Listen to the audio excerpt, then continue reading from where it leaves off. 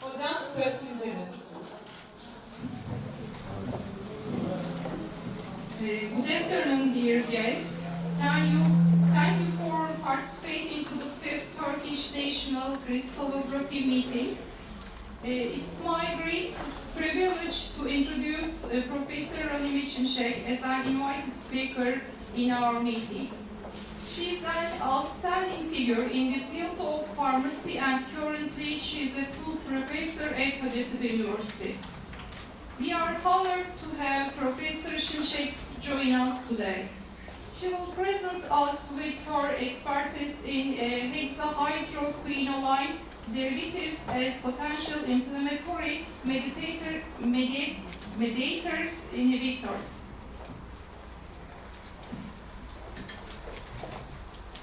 Professor Dr. Rahime Şimşek graduated from Hacettepe University Faculty of Pharmacy in 1993. In 1996, she completed her master's degree in Hacettepe University Institute of Health Sciences Pharmaceutical Chemistry program.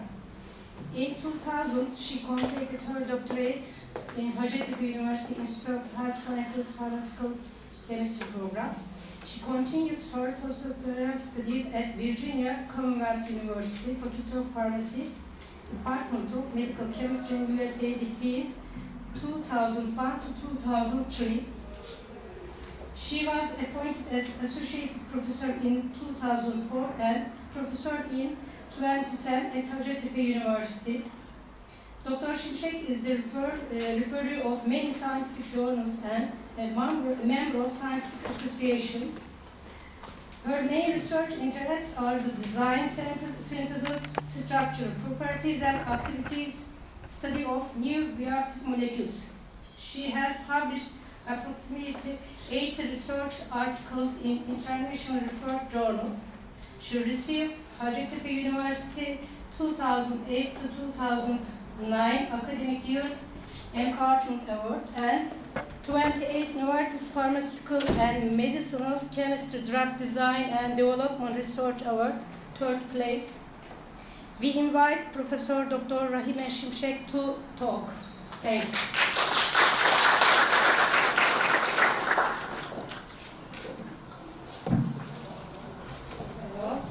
Thank you for your introduction. I would like to thank Professor Canan Kazak and Professor Sema Öztürk to having me in this magnificent city. I would like to talk about inflammation mediators inhibition as a new approach in the treatment of chronic diseases. Especially, I will mention our studies, hexahydroquinoline derivatives inhibitor potential about inhibitor cytokines. And first of all, I will talk about drug discovery briefly. Okay. Drug is a chemical substance or biotechnological substance. Drug can prevent, diagnose, and treat diseases. Since the early age of humanity, various methods have been used to cure disease. Later, in recent years, many important many important progress has been made in the field of drug and therapy. So, drug is a chemical substance and many important in the treatment of diseases. Therapeutic effect occurs when a drug, small molecules or biotechnological drug molecules interacts with biomolecular target. There is two important stage in drug research. One of them is drug discovery and another one is drug development.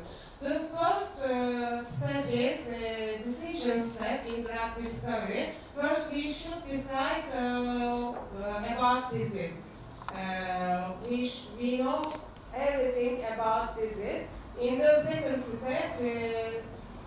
step is target validation. We should select a mechanism. There can be many mechanisms to cause diseases or many mechanisms to treat it. So our mechanism should be relevant for chosen disease and the mechanism should be validated. The most important step is lead compound discovery. We are synthesizing new drug candidate molecules and investigate the biological activity. If we have a molecule with high activity and high selectivity, it means we got lead compound. Then early safety tests starts, especially pharmacokinetic studies were done in this stage. And lead optimization is the requirement and the last step in drug discovery. Lead optimization is possible with some techniques, some methods, for example, formulation, scale-up studies, and so on. So the drug discovery stage is over. The second step is drug development, and the first stage is preclinical testing. In this stage, we have in vitro and in vivo experiments for safety of new drug molecule. If the molecule passes preclinical testing, the molecule is taken to clinical trials, phase studies. Phase 1 studies involve a small number of healthy volunteers. This is the first step. Drug candidate molecule encounters human body in this step. The second step has patients. In this step, if the molecule passes the phase 1, phase 2 step is phase 2 step involves patients, and this is the first step. The drug candidate molecule tested in patients. Small number of patients are here, and after phase 2, phase 3 clinical trials start, and in this stage we have many patients, approximately 5,000 or more than 5,000, and in this stage we have some information about safety and efficacy of drug molecule. If the phase 3 clinical trials are done, application starts to health authorities, and after application, drug is introduced to treatment. But phase 4 trials start. In this stage, we are monitoring drug molecules, especially for side effects and adverse effects. The most important stage is lead compound discovery. First, we should identify pharmacophore group. Pharmacophore group is responsible group for activity. Then we should know pharmacophore group binding properties to the molecular target. X-ray crystallography and NMR can be used to identify binding properties of drug molecule to the macromolecular target. X-ray crystallography is an invaluable technique. technique. It is a unique technique to give three-dimensional, complete three-dimensional information about binding properties of lead pharmacophore group and the molecular target. Then the process continues with synthesis and biological activity. I'm going to talk about a new approach, drug repositioning. Drug repositioning is a new technique to get a new drug for some disease. Drug repositioning is a re-evaluation of approved or unapproved molecules with drug repositioning strategy to treatment another disease. For COVID-19, many compounds screen for binding properties for virus, and DESI X-ray light source techniques are used to get virus, SARS-CoV-2 virus properties. We are seeing electron density with for calpeptin. Actually, calpeptin is an experimental molecule for pyochromocytoma diseases, but calpeptin is most antiviral compound. It has excellent binding properties. Now I'm going to talk about inflammation. Inflammation is the immune system response to harmful stimuli, such as damaged cells, toxic compounds, radiation, and pathogen. Actually, inflammation is a defense mechanism, and some factors such as infection, injury, smoking, stress, obesity are causes the inflammation and causes the chronic diseases such as cancers, cardiovascular diseases, Alzheimer's disease. And inflammation can be acute or chronic. Acute inflammation prevents body from infection and damage, but uncontrolling acute inflammation can become chronic inflammation. Triggering inflammatory response occurs through pattern recognition receptors via pattern-associated pathogen-associated molecular pattern or damage-associated molecular pattern. And pattern recognition receptors are toll-like receptors, C-type lectin receptors, retinoic acid-inducible gene-like receptors, and MLB-like receptors. First, cell surface PRRs recognize noxious stimuli, and inflammatory pathways are activated, inflammatory markers are released, inflammatory cells collect at the inflammation site, and the final effect will be inflammation. Primary inflammatory stimuli are interleukin-1 beta, interleukin-6, TNF-alpha. They are interact with their respective receptors and the inflammation occurs.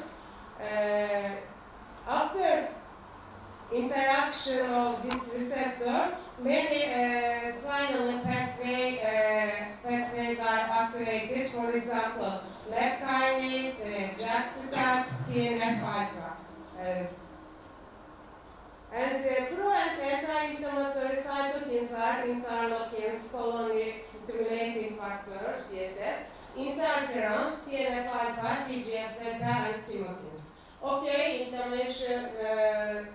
inflammatory mediators are useful for defense of body, but excess inflammatory response can be harmful from tissue damage to death. Here is the NF-kappa-B pathway activated by inflammatory stimuli and controls the expression of genes and stimulates the synthesis of inflammatory cytokines. Actually, NF-kappa-B pathway acts as a bridge between cancer cells and inflammatory cells. And the inhibition of this mechanism, this pathway, may be an important strategy in the treatment of some inflammatory diseases and cancer. Another pathway is JAK-STAT. JAKs activate by ligands and create docking site for STAT proteins. Extracellular signal is directly translated a transcriptional response via JAK-STAT pathway, and activation of JAK-STAT proteins are reason of gene transcription. So it is important to inhibit this pathway for chronic diseases. MEK kinase pathway regulates cell differentiation, proliferation, survival, and apoptosis. I mean, it is important in cancer formation. So inhibition of this pathway is important to cancer treatment too. Okay. Here is the TNF-alpha. TNF-alpha is pro-inflammatory cytokine. High concentration, high tumor necrosis activity, while low concentration are reason of tumor promoter activity. TNF-alpha stimulates the synthesis of inflammatory cytokines, and again, it is important to inhibit this cytokine for chronic diseases. Interleukin-1b expression results in activation cancer cell. So interleukin-1 beta is important cytokine in cancer formation. Interleukin-6 is another cytokine produced at infection site, and interleukin-6 plays a role in cytokine storm. Cytokine storm is another important symptoms for COVID-19. One of the important cytokines is TGF-beta. TGF-beta plays a role in maintaining tissue homeostasis. So, adverse changes in TGF-beta pathway are associated with many pathologies such as cancer, cardiovascular diseases, autoimmune diseases, and so on. And TGF-beta is important in cardiovascular diseases. If we want to treat cardiovascular diseases, maybe we should study on TGF-beta. And in early stage of cancer, TGF-beta has tumor suppressor effect, but the late stage of cancer, TGF-beta contributes to malignant process too. And it is important. It can be important pharmacological discoveries about TGF-beta because of, in respect to TGF-beta dependent diseases.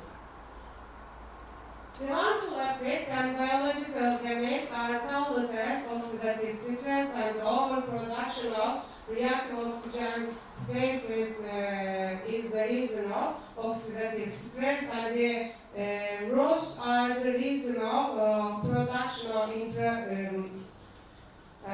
inflammatory cytokines. So ROS is important also in chronic diseases. We are seeing 1,4-DHP ring on this slide. 1,4-DHP, 1,4-dihydropyridine.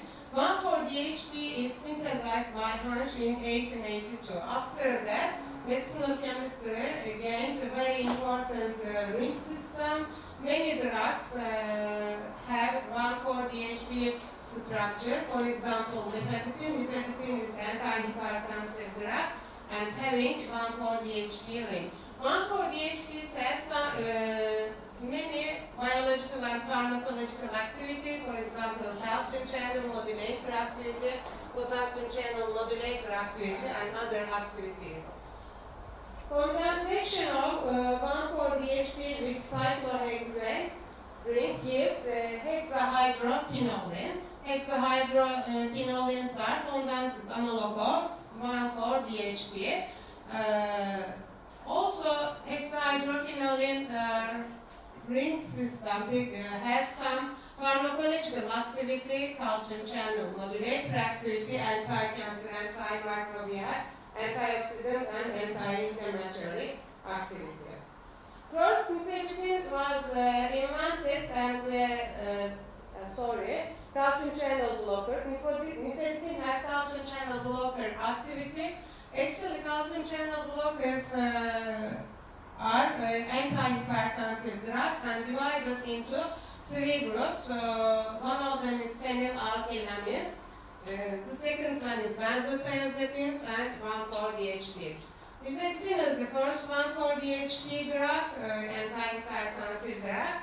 Nifedipine and nifedipine is belong to first generation. When second generation comes, vanidipine is here. Amlodipine and varnidipine are third generation, one for DHPs, and the cilnidipine, larcanidipine, fourth generation, one for DHPs. All of them are drugs, and the hexahydroquinolines are condensed analog of these compounds. We are one of the research groups all over the world studying hexahydroquinoline synthesis and biological activity. We are synthesizing new drug candidate molecules through their structure and evaluating their biological activity, also X-ray analysis. We are seeing our molecules' main structure. Our compounds has hexahydroquinoline structure. First position, nitrogen has no substance. Second position has small alkyl functions such as methyl or ethyl. We have ester or amide on third position. We have many ester functions. And the aryl group is placed on third position of the ring system.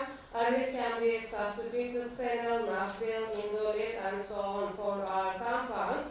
Fifth position has generally ketone, oxo, but some compounds has sulfur dioxide substance.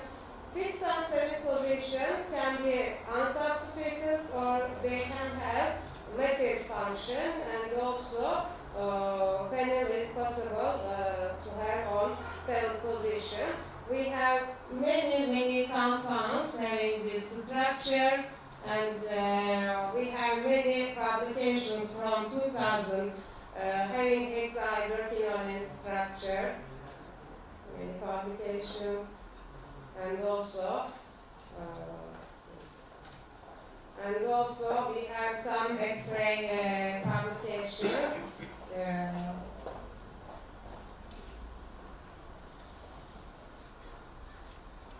Many X-ray publications. Okay.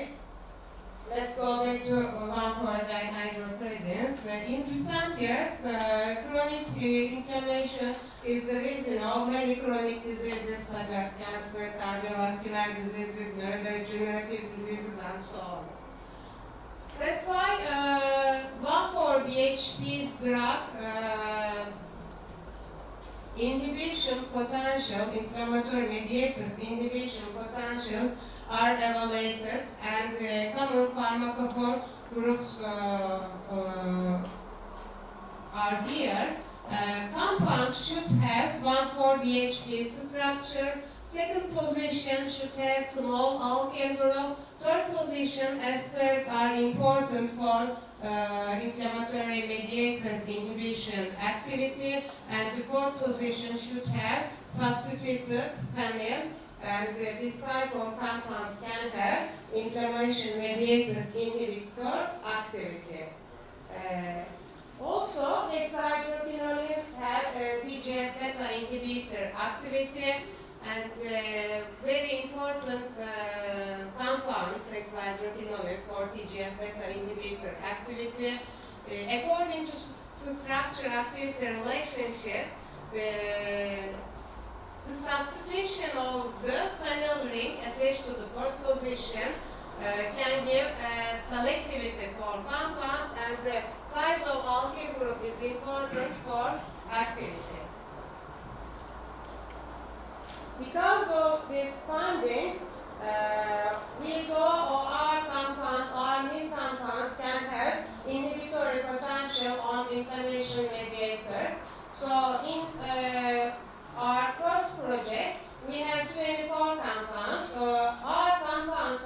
hexahydroquinone structure, I mean condensed analog of 1,4-DHP ring, so main structure is protected. Second position has small alkyl groups, methyl groups. We have many esters on third position. Fourth position has disubstituted phenyl, I mean chlorine, 3-chloromethyl substituted phenyl. We got our compounds by using Hansch method, one-pot Hansch synthesis. According to Hansch method, diketone compound reacts with appropriate alkyl acetoacetate and disubstituted benzaldehyde in the presence of ammonium acetate as nitrogen source, and we obtained our compounds by using this method, 24 compounds. In biological activity studies, first we realized cytotoxicity experiments in C3C cell lines and HEP2 cell lines by using MTT method. And also Ross production potential of the compounds are performed in HEP2 cell lines by using ELISA method. And according to the results from cytotoxicity experiments, the least cytotoxic compounds are selected for further biological activity assay. Here is the selected compounds. We got 12 compounds, and we searched our compounds inhibitory potential for inflammation mediators. According to experiment results, compound 1B is lead compound because compound 1B reduced Ross formation, reduced interleukin 6 level, and reduced interleukin 1 beta, also TNF alpha, and NF-kappa B pathway. Compound B reduced protein levels in NF-kappa B pathway. Compounds 1B and 1C inhibited TGF-beta 1 production, and again the compound to be with other selected compounds decreased TGF-beta 2 level, and our lead compound is compound 1B. The selected compounds show superiority to other ligands in terms of binding energy and binding affinity in molecular docking studies, and this is consistent with their biological activity results. In second project, we have hexahydroquinone as a main structure again, and nitrogen has no substance. Again, methyl is attached to the second position of the ring as a small substance.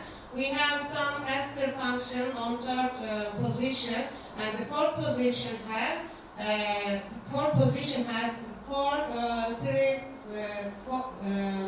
dichloromethoxyphenyl. In this study, we got some methyl substance on the 6th and 7th position of the compound. We obtained our compounds again by using Hansch method, and the diketone compound is here. Reactive of diketone compounds with the aldehyde and appropriate alkyl acetoacetate gives are target compounds. In biological activity studies, again, we performed cytotoxicity experiments on Ross production. Cytotoxicity experiments, according to cytotoxicity experiments results, we select 3 compounds and investigate their inhibitory effect on inflammation mediators. According to our results, compound 3 increased interleukin 1 alpha level. Compound 3B reduced interleukin 10 protein level, and 2D and 3B decreased TGF-beta levels, and all 3 compounds decreased TNF-alpha levels. In order to determine the activity of compounds on the complement system, complement system is an effector mechanism of immunity in organism. We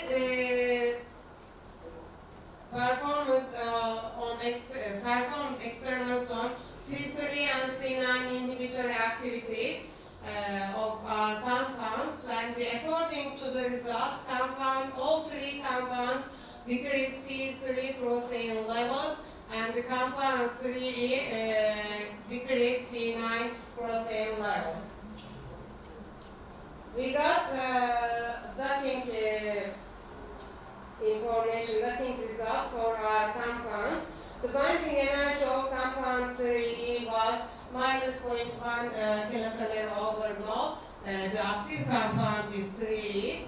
And the 2D is low activity. 2D has low activity, and 2D binding energy is minus 25.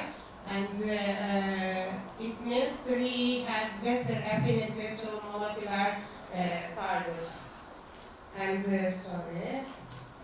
We are seeing some hydrophobic interactions and hydrogen bindings. Our molecule binding to molecular target with hydrophobic interactions and hydrogen bindings. In our third project, we would like to get effect of heterocyclic ring on phenyl substance.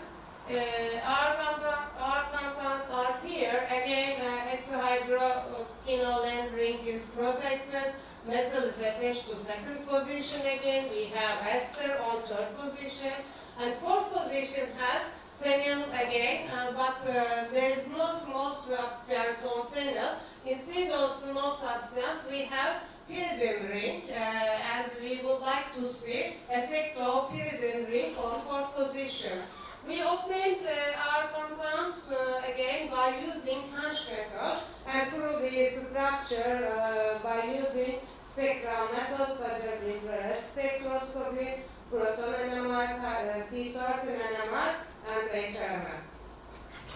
In biological activity studies, we are searching TGF-beta2 inhibition for our molecules. Flow cytometry analysis was done in A549 and HG2 cell lines, and we got IC50 and IC80 value. Our compounds didn't affect cell viability up to 10 micromolar concentration in both cell lines, so we select IC80 concentration for our compounds further experiments. We investigate SMAT2 and PSMAT2 level by using Western blot experiment. We have reference beta-actin and positive control, I mean commercial inhibitor, SP43252. And SMAT2 is a protein, I mean major receptor activated protein, downstream of TGF-beta signaling. PSMAT2 is active form of SMAT2, I mean phospho SMAT2. PSMAT2 is translocated into the nucleus to modulate the transcription of target genes. So, if we inhibit PSMAT2, it means our compounds inhibit TGF-beta pathway. And PSMAT2 level indicates the activation of the TGF-beta pathway, so we should decrease PSMAT2 level. In A549 cell line, here is the SMAT2 almost same. The commercial inhibitor inhibited PSMAT2, it means commercial inhibitor works, and the commercial inhibitor inhibits TGF-beta pathway, but our compounds, especially 169 and 170, didn't inhibit TGF-beta pathway. Instead of inhibition, they activate it. In HG2 cell line, again,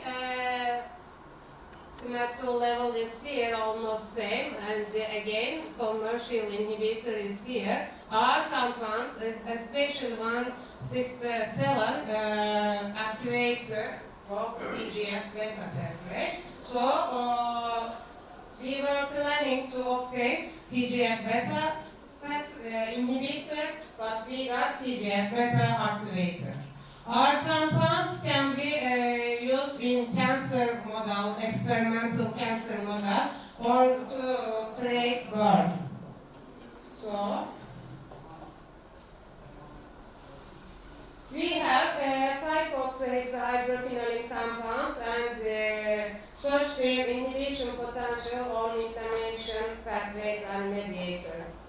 According to our biological activity results, if the compound has small substance on funnel ring, that type of compound has inflammatory potential. If we got bigger ring, heterocyclic ring on 4th position panel, our compounds show TGF-beta activator activity, and we cannot say something about 3rd position ester in terms of structure activity relationships. We are continuing to synthesize new hexahydroquinone derivatives to search their inhibitor potential, and also we would like to make in vivo study for our compounds, and we would like to get a lead compound having 5-oxyhexahydroquinone ring. Gökalp was my PhD student and Ezgi is my PhD student. Gökalp and Ezgi have synthesized our compound. Third project, biological activity studies, are realized in Esendal Laboratory in Hacettepe University Oncology Institute, and the first and second project, biological activity, was done in Erkekoğlu Research Group in Hacettepe University, Faculty of Pharmacy, Department of Pharmaceutical Toxicology. I hope it was an interesting presentation for you, and thank you.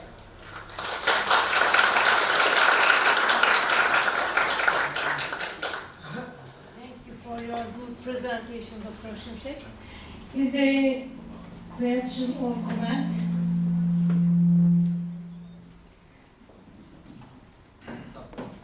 Again, thank you for your good presentation, Dr. Şimşek. Thank you.